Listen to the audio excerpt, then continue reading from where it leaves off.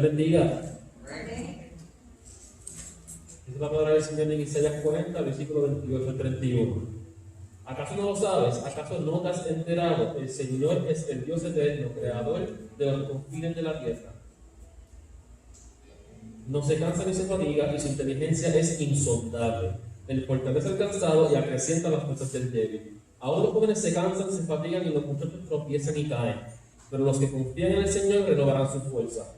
Volarán como las águilas, correrán y no se fatigarán. Caminarán y no se cansarán.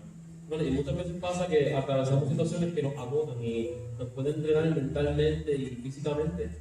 Y más aún, a veces queremos como hacernos más fuertes. Como decir, yo puedo. Y mientras no es incorrecto tener una actitud positiva ante estos obstáculos, hay que sobre todo reconocer que nuestras propias fuerzas no son suficientes. No son suficientes para vencer todo lo que se nos presente. Como seres humanos somos limitados, nos cansamos, nos debilitamos y nos quebrantamos, pero la palabra dice que Dios no se cansa ni se fatiga. Él lucha por nosotros y nunca nos abandona. Así que si descansamos en Él y en su poder, todo saldrá mucho mejor que si hacemos todo por nuestra propia cuenta. Y es un gran alivio saber, hermanos, que aún en medio de la tormenta Dios nos protege.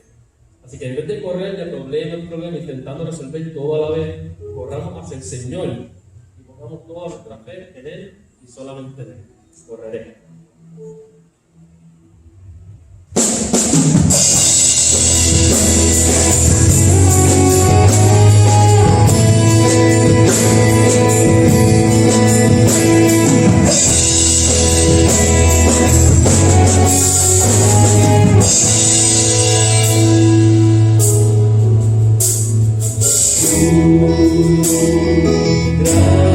Gracias.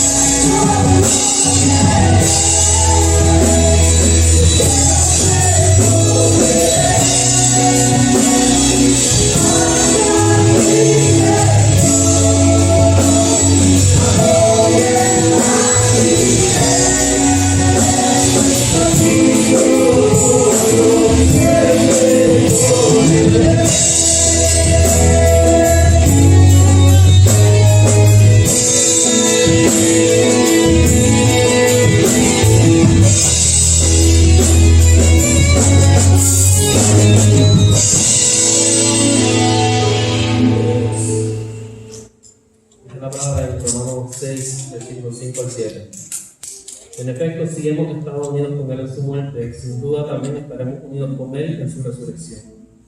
Sabemos que nuestra vieja naturaleza fue crucificada con Él para que nuestro cuerpo pecaminoso vendiera su poder, de modo que ya no siguiéramos esclavos del pecado, porque el que muere queda liberado del pecado.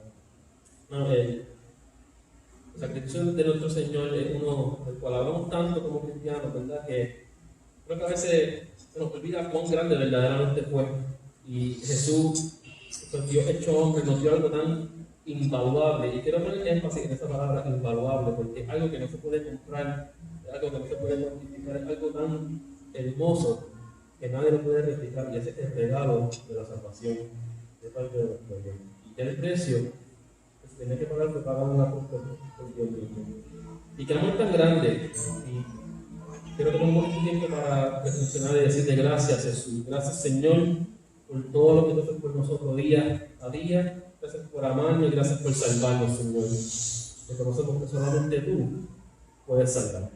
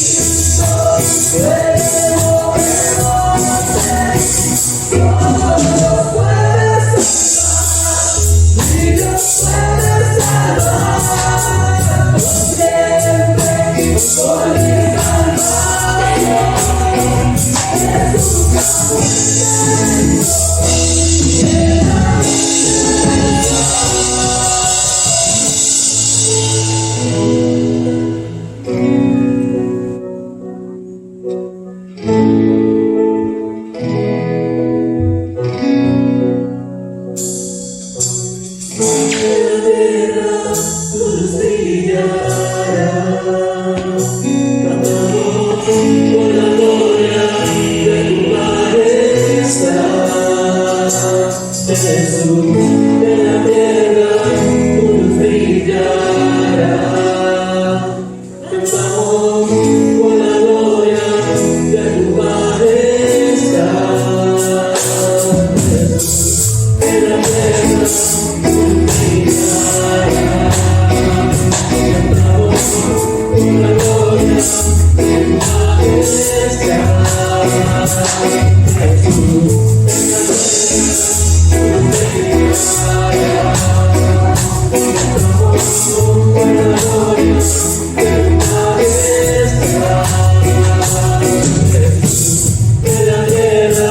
tu luz brillará. Cantamos por la gloria de tu majestad. Jesús, en la tierra tu luz brillará. Cantamos por la gloria de tu majestad.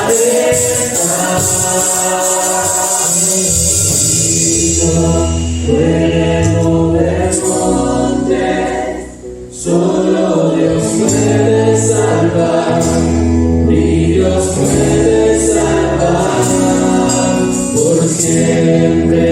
Autor de salvación, Jesús la muerte venció, en la muerte venció.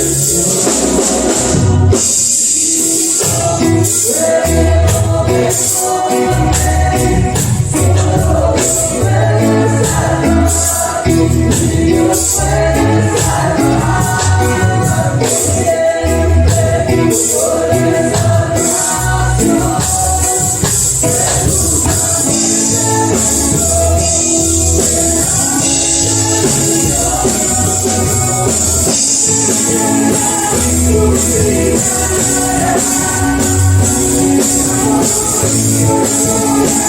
esa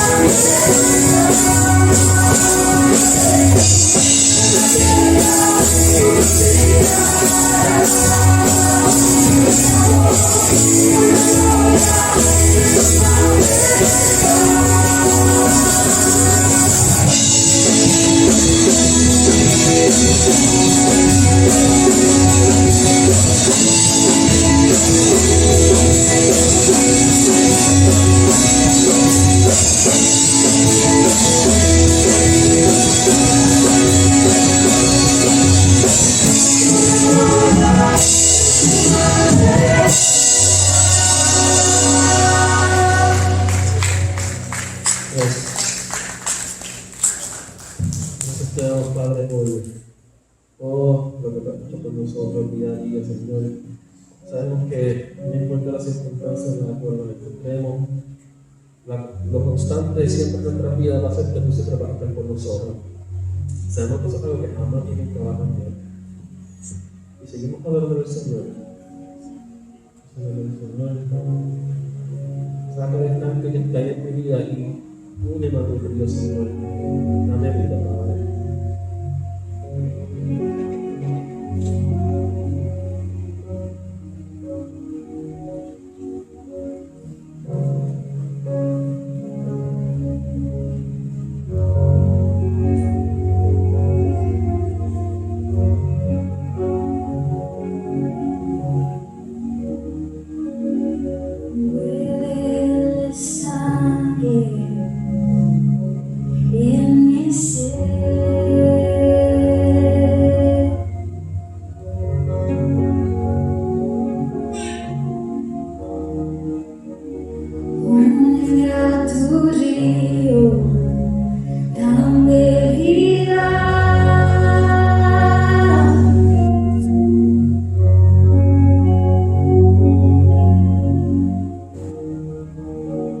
No sé qué palabras decir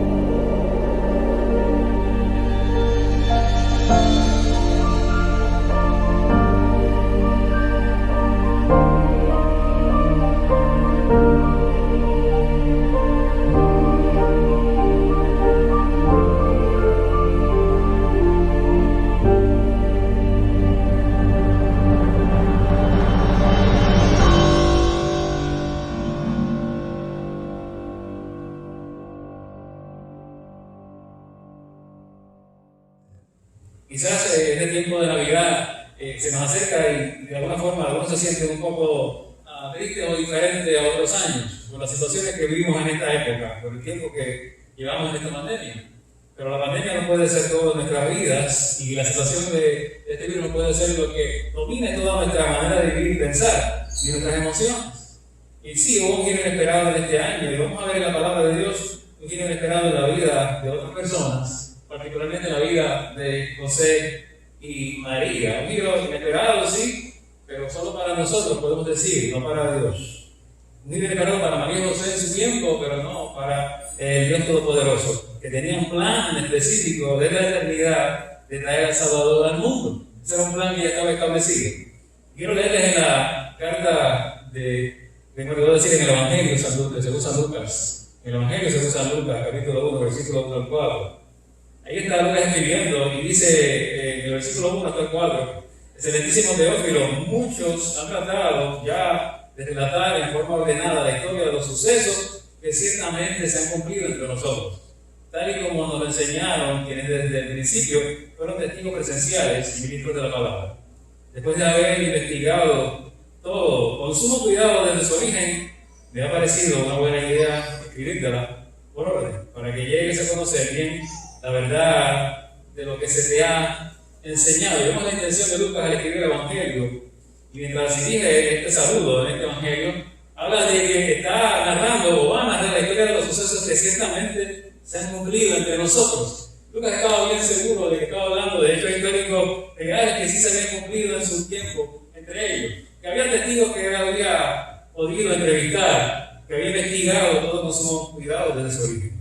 De lo que estaba hablando Lucas era de la venida de Dios a nuestro mundo, del nacimiento de Dios como ser humano en la persona de Jesucristo. Estaba hablando del comienzo de esos actos de salvación salvíficos de Dios, ya que Él vino a rescatarnos de nuestra situación de quebranto, de la situación de muerte y de la contaminación del pecado en el mundo. Eso fue lo que Jesús vino a hacer y es lo que Lucas está por narrar.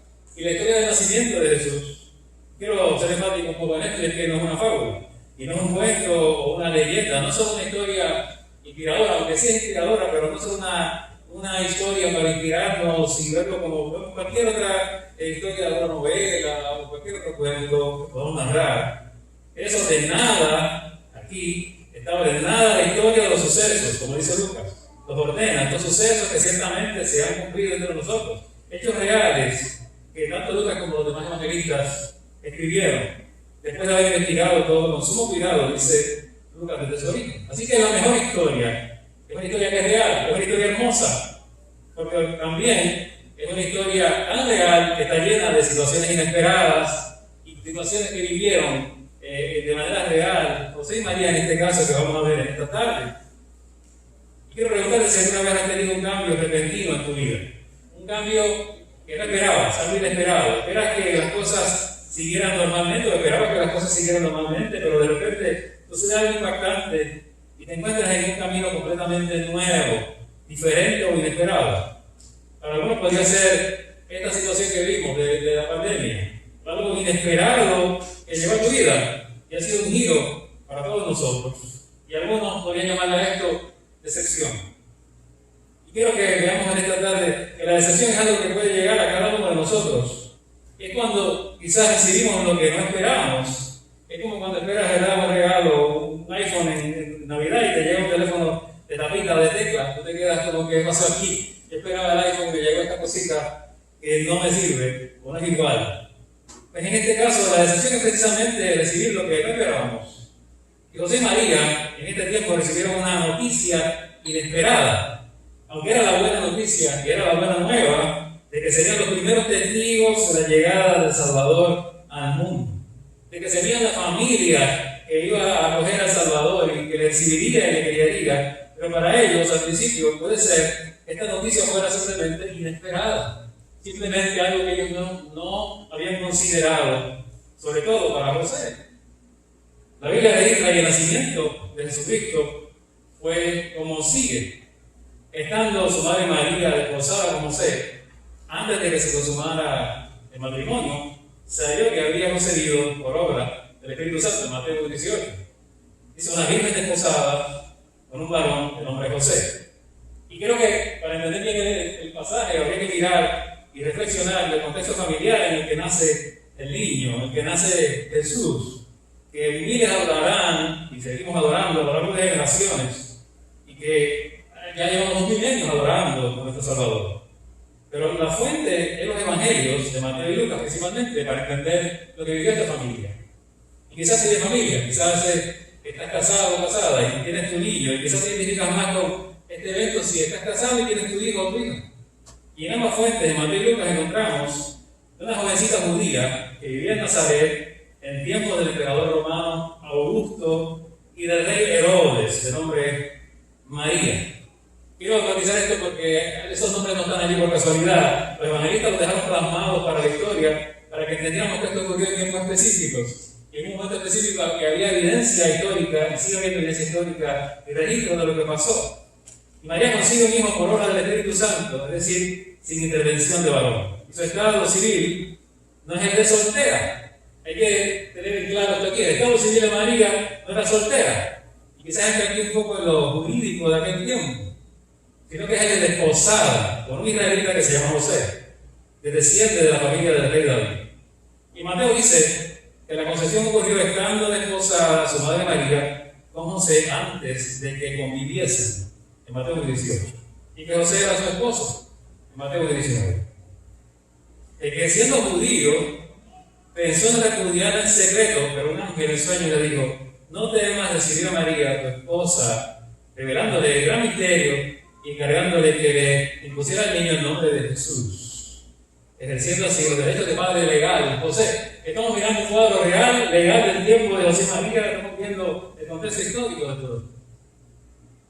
Y el evangelista Lucas es un poco más detallista tal vez, un poco más detallado en su relato. Señala que el ángel Gabriel es enviado a una virgen desposada con un varón de nombre José, que le anuncia la concepción divina de Jesús y espera su respuesta. Luego relata que habiéndose promulgado un edicto, ordenado un censo, José, siendo de la familia de David, tuvo que ir a la ciudad de su antepasado en Belén y viajó acompañado de María, su esposa, que estaba encinta. De manera tremendamente verdad clara, sigue aquí el relato del nacimiento de Salvador. Y dice, y sucedió que estando allí, le llegó la hora del parto, y dio a luz a su primogénito, lo envolvió en pañales, y lo recostó en un pesebre, porque no había lugar para ella, sino el aposento del mesón. Lucas 2, 1 al 7. Entonces estamos frente a María y José, que se consideraban, o eran considerados esposos.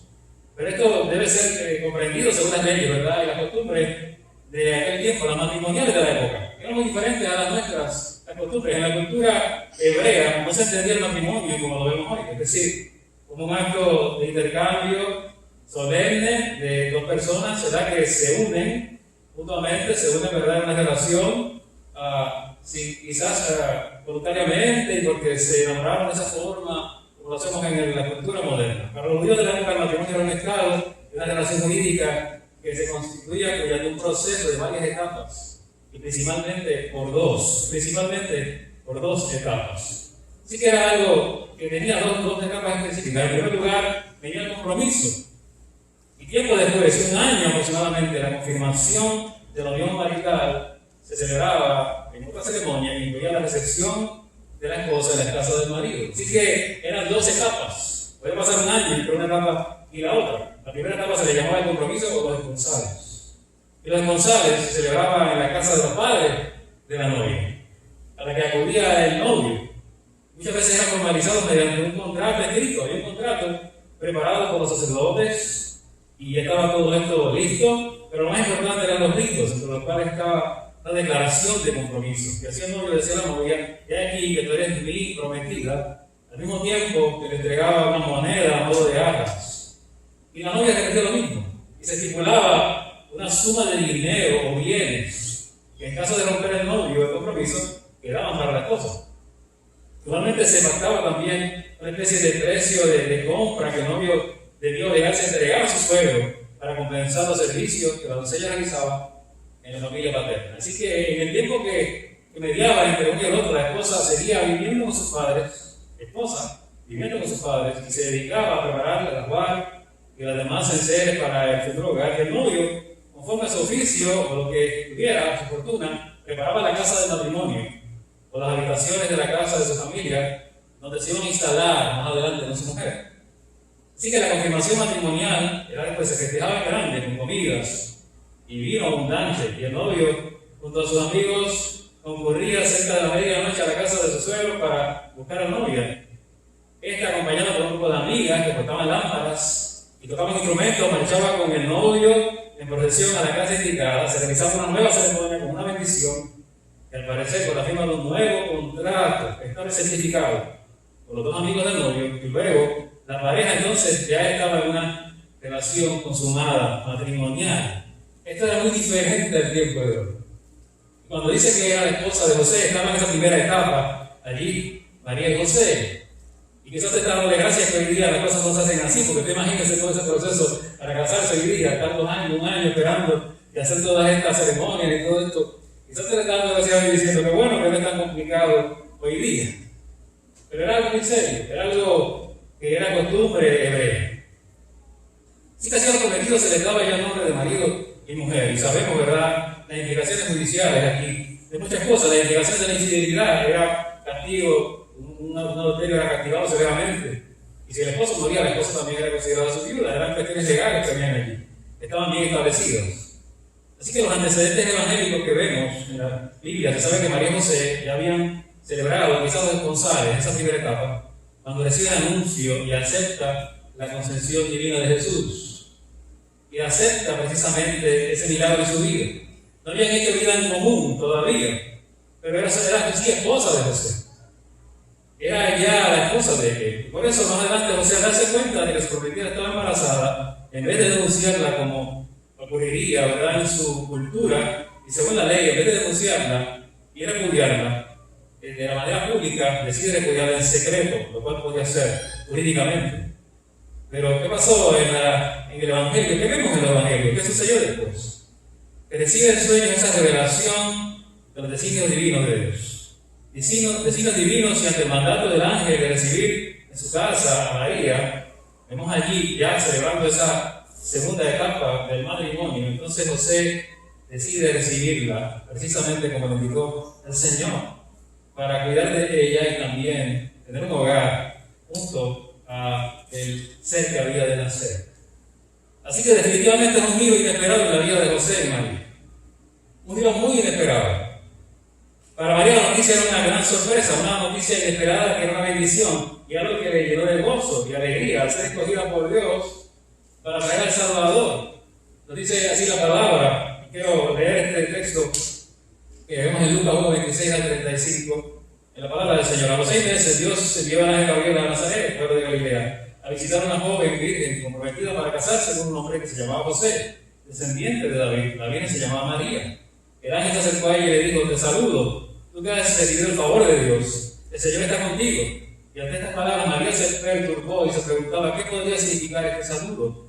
No tengas miedo, María, Dios te ha concedido su favor. Le dijo el ángel: quedarás encinta y darás a su hijo y le pondrás por nombre Jesús. Ese será un gran hombre y le llamarán Hijo del Altísimo. Dios, el Señor, le dará el trono de su padre David y reinará sobre el pueblo de Jacob para siempre. Su reinado no tendrá fin. ¿Cómo podrá suceder esto?, le preguntó María al ángel. Pues soy virgen, el Espíritu Santo vendrá sobre ti y el poder del Altísimo te cubrirá con su sombra. Así que el santo niño que van a nacer lo llamarán Hijo de Dios. La visita del ángel causó muchas emociones a María. Primero temor y sorpresa y miedo, y luego perturbación. Pero era así la buena noticia, la mejor noticia, que trajo alegría y gozo a María. Aquello era un gran privilegio e inmerecido privilegio. Y pronto María iba a decir estas palabras: mi alma glorifica al Señor y mi espíritu se regocija en Dios mi Salvador, porque se ha dignado fijarse a su humilde siervo. Desde ahora me llamarán dichosas todas las generaciones, porque el poderoso ha hecho grandes cosas por mí. Santo es su nombre. Ella, en este momento ya llena de gozo y alegría, proclama esta bendición tan grande y este cántico hermoso. Pero sus vidas sí fueron interrumpidas por una noticia. Aunque era buena, era inesperada. Eso no deja de ser un giro inesperado. Para María siempre podía surgir la pregunta: ¿cómo va a reaccionar José, quien ya era considerado su esposo? Y ahora para José, hasta ahora las cosas eran otra historia. Vino también. La noticia no era lo que esperaba, se sentía como una decepción posiblemente. Sus planes pudieron frustrarse. De hecho, la relación estuvo a punto de terminar si Dios no hubiera intervenido mediante un ángel, como nos narra Mateo. ¿Qué es lo que nos dice Mateo 1, 18 hasta el 19? El nacimiento de Jesús el Cristo fue así. Su madre María estaba comprometida para casarse con José, pero antes de irse resultó que estaba encinta por obra del Espíritu Santo. Como José, su esposo, era un hombre justo y no quería exponer la vergüenza pública, resolvió divorciarse de ella en secreto. Legalmente podía hacerlo, pero lo quería hacer en secreto. No quería inculparla, no quería avergonzarla. Ante la decepción, José estaba a punto sí de dejar a María en secreto para evitar el castigo que ella podía recibir y las consecuencias de esa decisión. Pero vemos aquí lo que hace José. Él aún no conocía todos los hechos, pero estaba actuando ante la decepción de la manera correcta. José actúa de forma correcta ante una posible o una real decepción en su vida. Él no fue impulsivo, él no acusó a María, él actuó con misericordia, él no se dejó llevar por el posible enojo que pudo sentir, o ira, o vergüenza en su vida, o quizá algún deseo de venganza. Él no se dejó llevar por las emociones. Y si miramos a José, la actitud de él esperó en Dios. Entonces, qué importante que aprendamos quizá menos de la realidad de José y María, cómo actuaron ellos ante toda esta situación inesperada. No impulsivo, no dejándose llevar por la ira y el enojo, y esperando al Señor y actuando con misericordia, como de la manera que Dios quería que él reaccionara. Y me pregunto yo si esto no es algo que necesitamos nosotros mirar también hoy día, en nuestro contexto actual, en nuestras familias, en nuestros entornos. ¿Cómo reaccionamos ante la decepción? ¿Cómo reaccionamos ante las cosas inesperadas?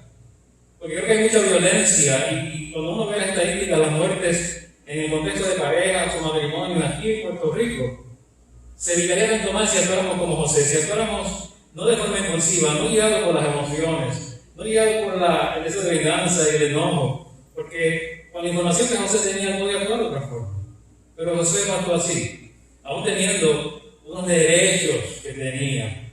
Él no se dejó llevar por las emociones, ni reclamó ni demandó. Mi pregunta en esta tarde es: ¿cómo actúas ante la decepción? Ante la posible decepción. Tal vez te dejas guiar por las emociones, o prefieres estar resentido contra alguien o la situación que estás viviendo, o demandamos derechos, aunque eso traiga consecuencias negativas ante los demás.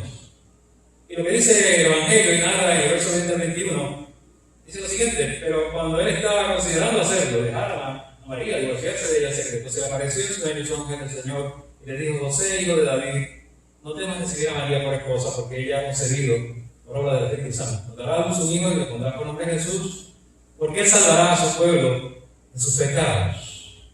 Así que mira lo que vemos aquí. Lo otro que hizo José fue dejarse guiar por la dirección de Dios. Fue creerle a Dios y fue obedecer a Dios. Aún después de recibir toda esta visitación de este ángel, esta visita inesperada también, él pudo haber actuado de otra forma. No tenía que seguir ese plan, pero decidió seguir ese plan. Decidió unirse al plan de Dios, decidió unirse a obrar de Dios, a lo que Dios quería hacer en aquel momento, que era traer salvación al mundo, y estar con María, junto a María, para criar al santo ser que iban a nacer. Entonces, aprendemos de hacer muchas cosas en este relato. Aprendemos que la impulsividad no es lo que nos debe motivar o dominar, que las emociones tampoco, que debemos esperar en el Señor, que debemos confiar en el Señor y seguir esperando en Él, pase lo que pase. No importa el giro que dé nuestra vida, no importa la decepción que llegue a nuestra vida, o el giro que dé nuestra vida, seguir confiando en Dios. Quizás tú has tenido tus propias decepciones, o giros en tu vida, cosas inesperadas. Puede ser esta enfermedad, puede ser otra situación, alguna situación relacional. Puede ser que alguien de momento actuara de una forma que no esperabas, o te dejara, te abandonara, o puede ser que alguien simplemente te despreció, como muchas veces ocurre en las relaciones de pareja, o mintió. ¿Cómo actuamos ante la decepción? Porque José actuó ante la decepción de la forma correcta y de la forma que Dios quería que actuara. Dice la Biblia que cuando José se despertó, hizo lo que el ángel del Señor le había mandado y recibió a María por esposa. La recibió, consumó todo aquello. Lo otro que miramos aquí entonces es que vemos ese cuadro que, cuando está más claro del plan de Dios en la vida de José, él se une a ese plan. Se une al plan de Dios en lugar de divorciarse de María en secreto. Él podía hacerlo por orgullo, por sus sentimientos, por sentirse engañado o decepcionado, pero hubo una obediencia a Dios cuando tuvo todos los criterios para hacerlo. Y esos criterios venían de Dios, y Él estaba dando su palabra, la confirmación de que había un plan allí. Y tú necesitas los criterios de Dios para tomar decisiones. Necesitas la palabra de Dios para tomar tus decisiones. Necesitas los criterios correctos que están en su palabra. Y si ha habido un giro inesperado en tu vida en este año, quizás sin olvidar los sucesos que hemos tenido recientemente, te invito a que busques en la palabra los criterios de Dios para tomar la decisión correcta y actuar conforme a la voluntad de Dios. Sea cual sea el giro que haya venido a tu vida, sea cual sea el cambio que haya llegado, la sorpresa o la situación inesperada, la crisis que sea o la prueba que sea que haya venido a tu vida, que busques los criterios de Dios. ¿Cuál es la voluntad de Dios y la dirección de Dios para todo lo que vayas a hacer en tu vida, sin importar el evento? Y estos eventos que hemos vivido este año, tal vez no sabemos exactamente por qué hemos ocurrido. No tenemos toda la información y los detalles. Sabemos que sí, hay una realidad, hay una amenaza, y nos sentimos vulnerables y nos sentimos dependientes de Dios. Pero quizás eso ha sido bueno, nos ha llevado a reconocer que Dios es soberano, que debemos obedecerle aún cuando las cosas no vayan tan bien. Que en ese giro inesperado Dios también nos acompaña y está con nosotros. Igual que la historia de José y María, donde Jesús estaba allí presente, en medio de todo aquel drama y toda aquella situación. Jesús estaba allí. Quiero decirte que Jesús está contigo ahora, sea cual sea la situación que vivas y lo que sientas, sea cual sea la decepción que tengas. Porque el año quizás no ha ido como esperábamos. Algunos perdieron su trabajo, algunos lo han recuperado, otros no. Algunos negocios fracasaron, o no les fue muy bien por un tiempo. Algunos tuvieron que hacer ajustes y grandes cambios para seguir adelante. Algunos están lidiando con la enfermedad de un ser querido, o peor, la pérdida de un ser querido, o de su salud personal. Pero Dios está siempre allí, Jesús está presente, como en el tiempo de José y María. Estaba allí Jesús, y Jesús está en este momento acompañándonos, está con nosotros. Y quiero que veamos este cuadro no como algo que ocurrió hace 2000 años, sino que las familias de hoy también necesitan entender que necesitan a Jesús como el centro, que necesitan recibir a Jesús en el centro del hogar y que Jesús sea el que dirija sus decisiones, como hizo José. Y también con la disposición que tuvo María delante de Dios cuando recibe este anuncio. Ahora, entender el mundo de Jesús y de José y María en Belén es un poco difícil para nuestra mentalidad moderna ya. Es difícil, quizá un poco, no suena extraño lo que pasó en un sentido, porque también no entendemos las duras pruebas que ellos tuvieron que sufrir.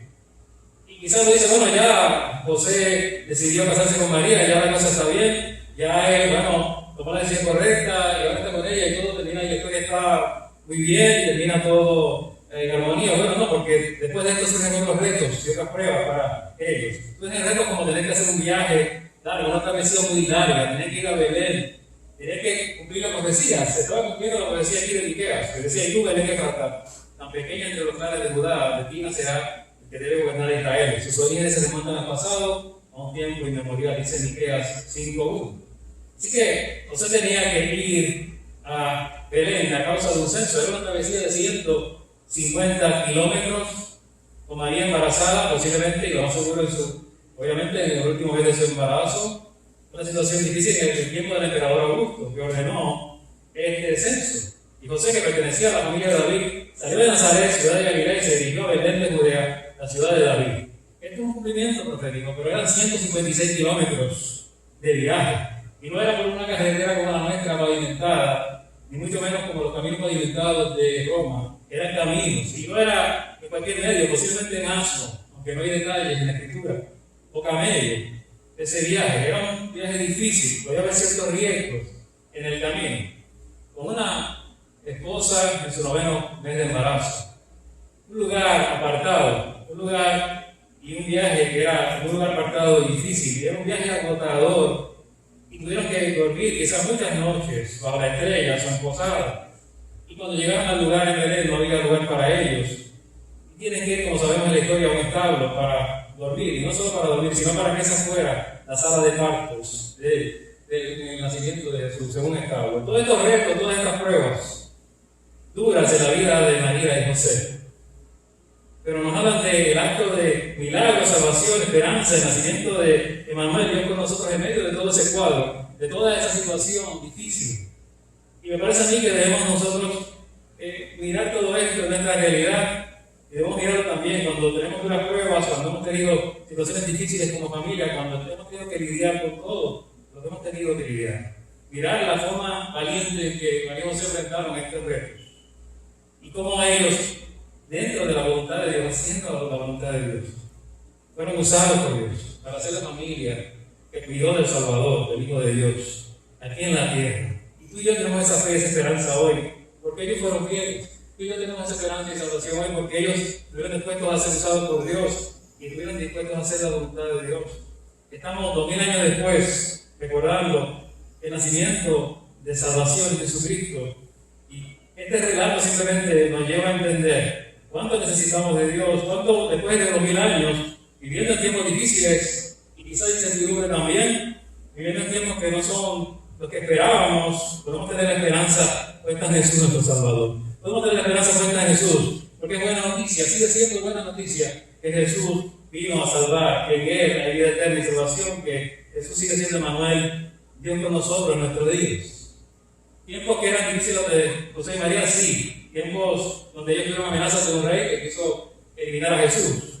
Tiempos que tuvieron que huir a Egipto, huyendo de ese rey Herodes. Tiempos que tienen que regresar a Israel, pero cuando regresan había una amenaza, otro rey de mala reputación, un sucesor de Herodes que se llamaba Arquelao, que reinaba en Judea.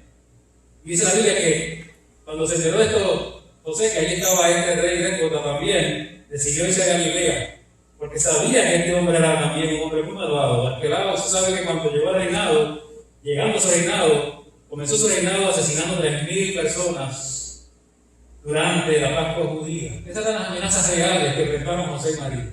Hombres que asesinaban, reyes déspotas, pero estuvieron siempre mirando la voluntad de Dios, mirando y puestos sus ojos en el Salvador, en Jesucristo, en Emmanuel. Simplemente, cuando vemos toda esta historia, vemos que todo lo que pasó, que es hermoso, la estrella brillando, los sabios de Oriente, toda la hermosa historia, los pastores y los ángeles cantando, pero había también retos, incertidumbre. violencia en ese mundo, había amenazas y se mantuvieron firmes, mirando y esperanzados en el Salvador. Y lo que quiero decirte esta tarde es que no importa la situación que estés viviendo y la prueba que venga, lo que te sientas que estás también en momentos de amenaza, que Cristo está allí presente en tu entorno, que Cristo está presente en tu vida, en un mundo que miramos y es violento, si miramos la televisión, si ves las noticias, miramos y hay protestas, y miramos y hay tanta incertidumbre, y miramos y hay asesinatos, y lo vemos a diario en nuestras noticias. Jesús sigue estando allí presente, Jesús quiere reinar en el corazón de cada uno, Jesús quiere y va a reinar en todo aquel que Cristo pueda darle su corazón, entregarle su vida. Puede traer paz, puede traer esperanza a todo corazón que reconoce, que le necesita y le recibe, como le recibieron María y José hace 2000 años. Te invito solo a eso, a que recibas a Jesús en este tiempo de Navidad, de manera genuina y real en tu corazón, para que reine en tu vida y en tu familia, en tu situación, tengas paz, tengas esperanza, como ellos la tuvieron. Te invito a orar en esta tarde al Padre. Dios bueno, te damos gracias en esta hora, porque miramos a todo esto que aconteció hace 2000 años, y lo miramos como la historia real que es, como la historia real que narran Lucas, Mateo, Juan, Marcos. Sí, pero Lucas dice que son sucesos, hechos reales que ellos pudieron relatar y pudieron distinguir, que habían testigos oculares.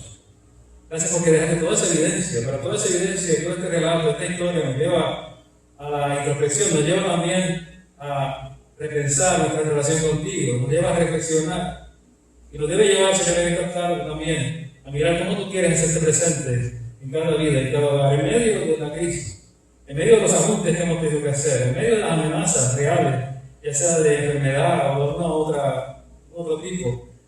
Saber que tú estás en medio de todo esto, Señor, y que contamos con tu presencia eterna, la presencia que es salvadora, la presencia que es sanadora, la presencia que también nos trae esperanza en esta hora, Señor, que nos da esperanza de vida, esperanza de un mejor futuro, esperanza de que en Cristo estamos sí seguros, de que Él nos cuida, de que está presente, pero tú quieres que te invitemos también a nuestra vida, si quieres que te invitemos a nuestros hogares, quieres que te invitemos a nuestra realidad, para que puedas hacer esa obra, como lo hiciste en el tiempo de José y María, como cambiaste sus vidas, y hubo un giro inesperado que fue de bendición, fue de gran bendición en sus vidas. Que así también lo hagas en medio nuestro en esta hora, porque eres Emmanuel, Dios con nosotros, sigue siendo Dios con nosotros, en esta tarde y en este año, en el nombre de Jesús, que oramos, dándote gracias, Señor. Amén y amén. El Señor te bendiga en esta tarde. La esperanza que tú necesitas la encuentras en Jesucristo. La ansiedad que puedas sentir, solo el Señor la puede resolver. La situación emocional que tengas o relacional, solo Cristo la puede resolver. Y solo Jesús en medio de tu realidad, de tu vida, de tu familia, trae esa nueva manera de vivir y esa nueva manera de ver todas las cosas, porque Cristo hace todo nuevo. Y te invito en este tiempo de Navidad, de espera, de expectativa, que estés dispuesto a esperar en el Señor, de lo que Él va a hacer. Sin importar cuáles sean las circunstancias, las pruebas que tengamos, confiar en Él y esperar siempre, siempre. Padre, te damos gracias porque podemos mirar tu palabra y hallar esperanza en ella, encontrar esperanza en el relato, en la vieja historia, que siempre es pertinente y presente, siempre es relevante. Te pedimos, Señor, que nos lleves también ahora a nuestros hogares, que nos lleves de manera segura, mi Dios, que sigamos en el resto del día en comunión contigo, mi Dios. Pedimos que bendigas a los que están en este momento luchando con esta condición, esta enfermedad, que están en los hospitales, los que están enfermos, los saludistas que están cuidándole. No queremos que se pierda más personal de salud ni enfermeras. Padre, tú protégeles. Señor, que puedan cuidarse, que puedan seguir tomando las medidas necesarias, Padre, para que sigan atendiendo de manera muy valiente a otras personas que están padeciendo esta enfermedad. Pedimos, Padre, que haya sanidad para ellos y que, Padre, de alguna forma podamos, Señor, pronto ser libres de esta pandemia, de esta amenaza, con la ayuda tuya, Señor, con la cooperación de cada uno, Señor, quizás con el uso de la ciencia, las vacunas que tengas a bien, proveernos los medicamentos. Esperamos en ti, seguimos esperanzados en ti, seguimos esperando, como siempre de Israel, esperando la venida del Mesías, el Salvador, la salvación que les llegó. Nosotros seguimos mirando el futuro, de cara al futuro con esperanza, sabiendo que tú estás en control de todo. De todas las cosas, porque eres soberano. En el nombre de Jesús.